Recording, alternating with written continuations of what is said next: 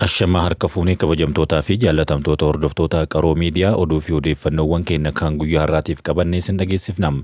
Hanga xumuraattiin waliin akka turtan sinafeerraa oduu keenya kan guyyaa har'aa kan biyya keessaa fi biyya alaa akkasumas dhimma daangaa Itoophiyaa fi Keeniyaa irrattis taateewwan mudatan kanneen sin biraan geenyu ta'a. Hanga xumuraatti yoo waliin turtan oduuwwan kana guutuu kan argattanidha.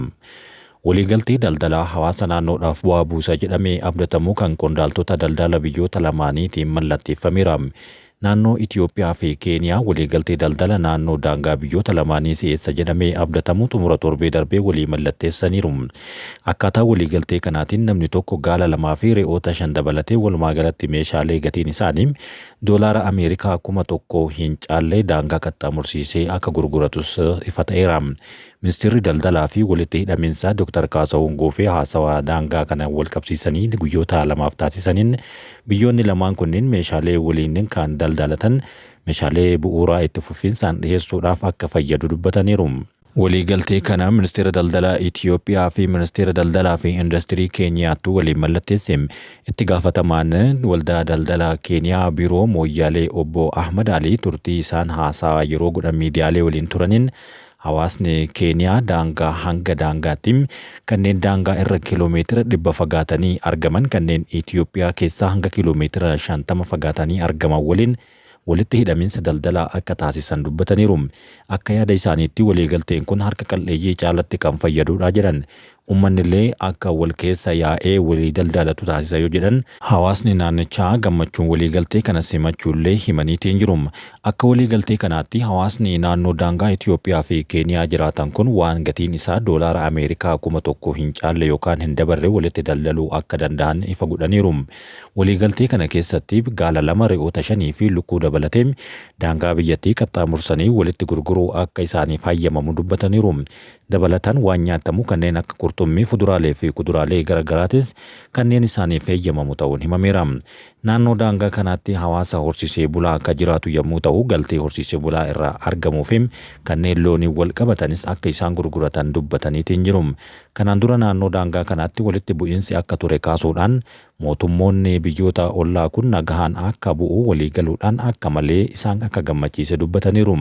Kanaan dura namoonni seera qabeessaan daangaa Mooyyalee irratti walitti daldaluu akka hin dandeenye yoo dubbatanii fi Mooyyaleen ulaa meeshaalee kontiroobaandii gara biyyoonni lamaanitti qaxxaamuru taateerti jedhan. Amma waliigaltee mallatteeffame kana irratti hundaa'uudhaan namoonni hojjechuu danda'an akka hojjetanis kan ibsanidha. Daangaan Itoophiyaa fi Keeniyaa iddoo rakkoo nageenyaa qabuu fi sochiin hidhattootaa irraa kan hin fagaanne yoo ture yeroo ammaa kana garuu rakkoo kanneen furaa jiraachuun dubbatan. Ji'oota 3 dura naannoo kibba Itoophiyaa aanaa Dassaanichii fi biyya ollaa Keeniyaa hawaasa Turkaanaa gidduutti walitti bu'iinsa mudateen lubbuun namoota gara Itoophiyaatiin 13 ajjeefamu bulchaan aanichaa yeroo sanitti himanii gama Keeniyaatiin ammoo namoonni 20 ajjeefamu warroonni gara Keeniyaa jiran gabaasanii turuun isaanii ni yaadatama. Ulaa daldalaa biyyoota lamaanii jabduu kan taate magaalaa Mooyyaleetti walitti bu'iinsi yeroo garagaraatti mudatuun lubbuun namoota hedduu darbuus gabaasa kana keessatti kanaan dura eeramee jira. Oduu biraatiin dippiloomaatiin Itoophiyaa qoonsilaa Puuntlaand Garoowee magaalaa Laasa Anood jedhamtu keessatti hojjetu ajjeefamuun dhagahame. Dippiloomaatiin lammii Itoophiyaa qoonsilaa Puuntlaand Garoowee magaalaa Laasa Anood jedhamtu keessatti hojjetu ajjeefamuu isaa horni dippiloomaat gabaaseetiin jira. Obbo Faaraah Aayidid Jamaa kan jedhamu dippiloomaatiin ogeessa nageenyaa ta'uudhaan qoonsilaa magaalaa Laasa Anood keessa hojjetaa ture. Mana isaa keessaa qaamota hin beekamneen fudhatamuudhaan rasaasaan ajjeefame sulula Goojaa Kaadee jedhamtu keessatti gatamee akka jedhe gabaasni horni dippiloomaat kun mirkaneesseetiin jira. Gabaasni kun akka ibsutti obbo Faaraah Aayidid Jamaa mana isaanii kan jireenyaa keessaa kan magaalaa Laasa Anood keessaa fudhatamuudhaan ajjeefame. Reeffi isaa ammoo sulula Goojaa Kee jedhamu kana keessatti akka gatames himeera. Reeffa isaa irratti madaa rasaasaan dhahamee fi mallattoon dararamuu isaa akeekan argamaniiru jedha gabaasichi kun. Ka'umsi ajjechaa kanaa fi eenyummaan namoota yakka kana raawwatanii hanga ammaatti ifa ta'uu dhabuun ammoo nageenya hojjettoota dippiloomaasii fi hawaasa daangaa qaxxaamuraniitiif yaaddoo taasiseera jedhan. Ajjechaan qoonsilaa kana akka Garoowee jiruuf kana irratti bulchiinsi magaalaa Laasa Anood Al-Shabaabiin raawwatame jechuudhaan quba isaanii gara Al-Shabaabitti yoo qaban gama Itoophiyaatiin yeroodhaaf hanga ammaatti wanta dubbatame akka hin jirre horni dippiloomaat gabaasa isaa keessatti eeree jira. Ameerikaatti ibiddi motora xiyyaaraatti qabachuu hordofee imaltoonni xiyyaara keessaa baafaman. Ameerikaa bulchiinsa xiyyaara Orlaandootti xiyyaarri imaltoota fe'ee ture osoo hin ka'in motora isaa irratti ibiddi qabachuu hordofee namoonni xiyyaaricha keessaa baafatamaniiru. Xiyyaarri Deeltaa 1313 buufata xiyyaara Orlaandoo irraa ka'uudhaan gara Atalaantaa balali'uudhaaf kan turedha. Xiyyaarichi namoota 200 alatti hojjettoota 10 fi paayiletoota 2 qabalatee walumaa galatti namoota 212 fe'ee balaa ibiddaa mudateen namoonni yoosuu keessaa akka baafaman ta'uu fi imaltoota irra miidhaan gahe akka hin jirres gabaasa kana keessatti eeramee jira. Buufanni xiyyaarichaa imaltoota baraaraniiru. Gareen lubbuu baraartota xiyyaaraa fi hojjettoota balaa ibiddaa battalumatti deebii kennaniiru jechuudhaan fiiloo miidiyaa hawaasaa irratti maxxansaniitiin jiru.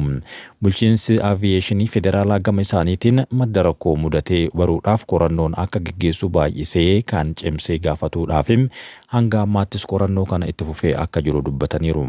Oduu biraatiin biyyoonni BRICS sirna kaffaltii doolaara Ameerikaa bakka buusuudhaaf qophaa'aa akka jiran gabaafame.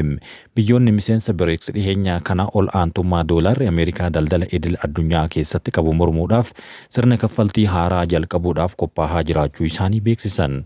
Ministeerri dhimma alaa Raashiyaa Sergey Lavrov akka jedhanitti malli kaffaltii haaraan kun sirna aadaa irraa guutumaan guututti adda waan ta'eef gabaa faayinaansii addunyaa irratti jijjiirama guddaa fiduu danda'a jechuunis dubbataniiru. Keessattuu doolaarri Ameerikaa jijjiirama daldala idil addunyaa keessatti gahee homaatuu kan hin qabnee fi waliigalteewwan daldalaa irra caalaan isaanii mallaqa biyyoota miseensa ta'aniin jijjiiramanii kan jiranii fi mallaqa isaaniitiin akka raawwatu nu gargaara jechuunis dubbataniitiin jiru. Ministeerri kun itti dabaluudhaan sirni kaffaltii haaraan kun biyyoota miseensi BRICS ala ta'aniif illee banaa akka ta'u dubbataniiru. Kana jechuun biyyi kamiyyuu doolaara Ameerikaa osoo hin fayyadamin daldala isaanii geggeessuu akka danda'u kan heeyyamanidha. Akkasumas sirni kaffaltii haaraan kun sirna kaffaltii Swift kan Ameerikaa fi Awurooppaan to'atuun adda kan ta'ee fi waltajjii kaffaltii mataa isaanii kan dhiibbaa alaa irraa bilisa ta'e uumuudhaaf hojjetaa akka jiranis beeksisaniiru. Sirni kaffaltii haaraan kun waggoota 10 dhufan keessatti raawwii daldala idil addunyaa irratti jijjiirama guddaa fida jedhamee abdatama jedhaa jiru. Haa ta'u malee guyyaa pirezidaantiin Ameerikaa Doonaald J. Tiraamp aangoo qabataniin booda gareen BRICS mallaqa doolaara Ameerikaa waliin dorgomu uumuu danda'u kamiyyuu irratti gibira dhibbantaa dhibba akka kaffalan akeekkachiisuudhaan deebii isaanii akka kennan kanaan dura dubbatanii turan.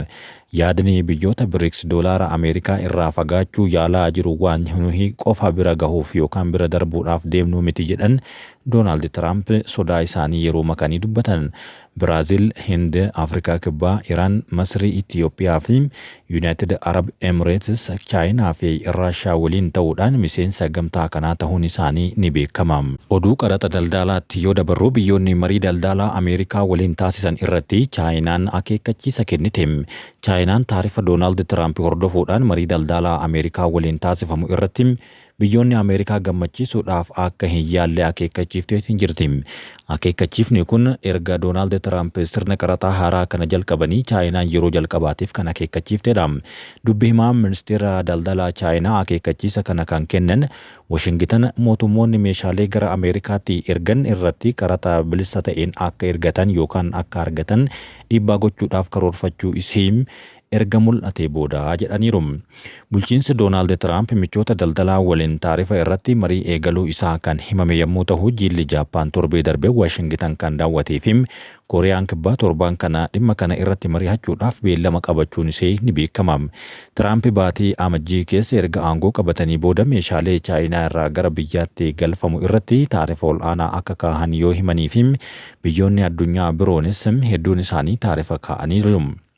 Dubbi himaan ministeera daldalaa Chaayinaa tattaaffii tasgabbeessuudhaaf godhamu nagaa hin fidu haala miseensummaa yookaan haala isaanii kan miseensonni mijeessan kabaja hin fidu jechuudhaan qeeqaniitiin jiru. Chaayinaan qaamolee hundi qaama haqummaa fi seera diinagdee fi daldala idil addunyaa fi sirna daldalaa idil addunyaa kabajuu qabu jettee amanti. Torbee darbee Wall Street Journal akka gabaasetti Ameerikaan marii taarifa biyyoota waliin taasiftu keessatti daldala Chaayinaa waliin taasiftu irratti daangaa haaraa kaa'uudhaaf akka barbaaddu gabaasee jira.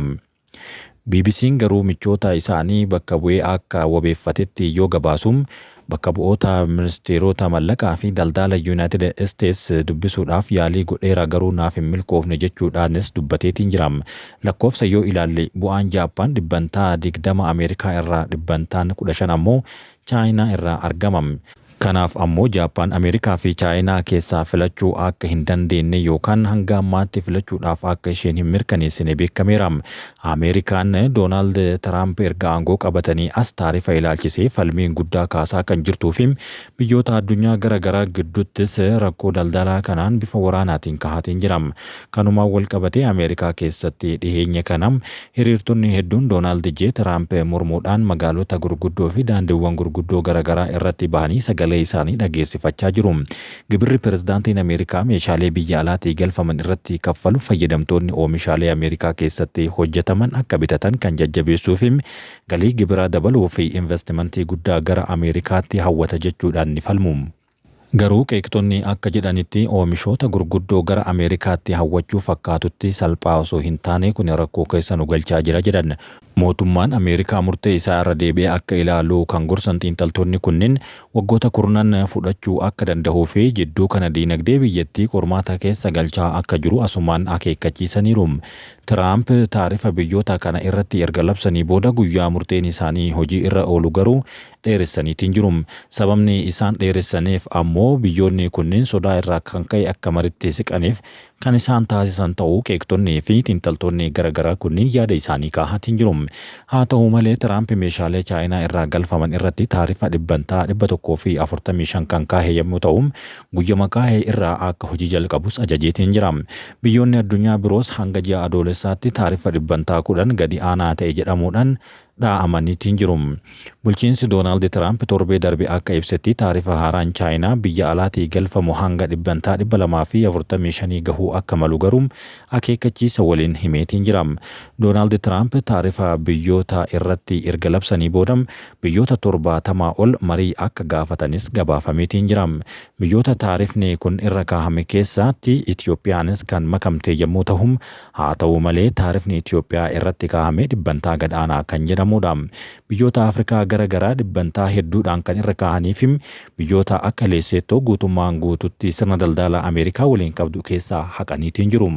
Ameerikaan erga Doonaald Tiraamp yeroo lammaffaadhaaf deebi'ee filame michuu isaa fi gorsaa isaa kan ta'e Elon Musk waliin walii galuudhaan sirna daldalaa biyyattii keessa jiru guutumaan guututti kan jijjiiranii fi biiroolee garaagaraa cufuu akkasumas hojjettootaa fi gargaarsa garaagaraa kan biyyoota garaagaraatii fi akkasumas Ameerikaadhaaf kennamu hedduu isaanii cufuu fi hojjettoota isaanii daandii irratti hambisaa kan isaan jiranidha. Kun ammoo sababni isaa maallaqni gara kaazinaa isaaniitti akka deebi'uuf Ameerikaa deebifnee ni guddifna dhaaldannoo jedhuun kan isaan hojjechaa jiranidha. Haa ta'u malee qeeqxonni yeroo ammaa kan akka kaahaa jiranitti kun Ameerikaaf iyyuu rakkoodha kan jedhaniif hanga ammaatti namoonni hedduun akka kana hin fudhannes dubbatanii jiru. Gabaasni guyyaa kaleessaa miidiyaaleen gurguddoon addunyaa baasan akka agarsiisutti Ameerikaa keessatti isteetiiwwan yookaan bulchiinsota 50 keessatti dhaadannoo qabatanii ummanni magaalattii hunda keessatti bahee hiriira isaanii akka agarsiisaa ture kan dhagahameetiin jiru. Kabajamtootaa fi jaallatamtoota hordoftoota keenyaa oduu keenya kan guyyaa har'aa qindeessuudhaaf Horni Dippiloomaat, BBC, Aljaziiraa akkasumas Reuters fi The Wall Street Journal irratti akka wabiitti fayyadamneetiin jirra.